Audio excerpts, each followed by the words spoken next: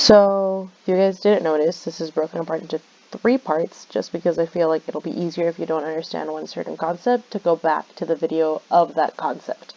So, okay, right now we're going to go on to Le Chatelier's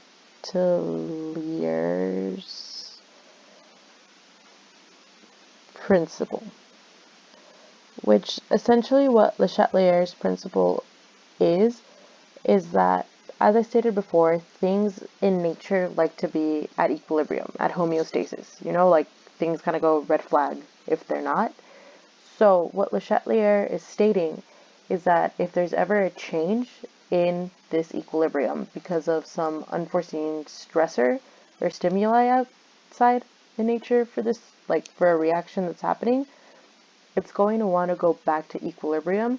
So the reaction will shift itself to how it has to go back to that kind of balanced state of equilibrium. So there's 4 common stressors that cause this change, and it's a change in pressure, a change in temperature,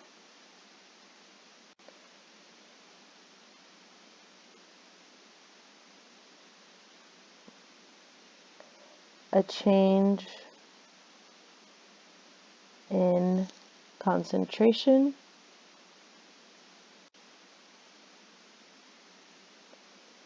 and a change in volume. Which, okay, so the thing we're going to be going over first is going to be a change in concentration, which I know I should have written that first, but bear with me. So, change in concentration. But, okay, essentially what a change in concentration is, let's just take our normal formula again. A plus B yields C.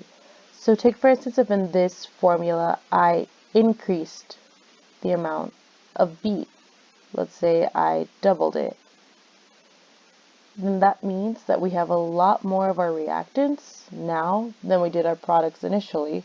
So our reaction is going to want to shift to the products now to get rid of these new reactants that we made.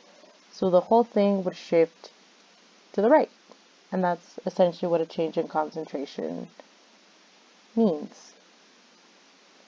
So like I said, I erase this fairly quickly, so you can pause me, which is something that you usually could do in real life, just asking me to stop. But anyway, I digress. So we can do an example, even though technically that was one. But if we were to do 2A plus B yields C plus D, oh, I forgot what my states. So gas, liquid, gas. So let's say in this case I increased the concentration of D. So let's just say I tripled it. Yeah, so tripled the concentration. Then essentially that means that we're going to be going this way now, right? Towards our reactants, because we have more products than we do reactants. So we're going to shift to the left. Okay.